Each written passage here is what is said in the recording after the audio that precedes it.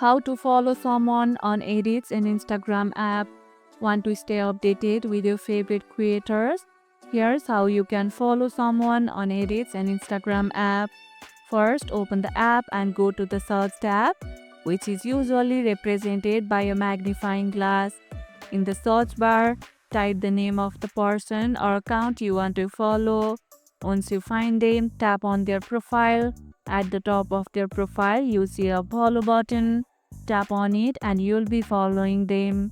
You can also turn on notifications for certain accounts so you never miss their post. Who's the first account you are going to follow in edits in Instagram app? Let me know in the comments below.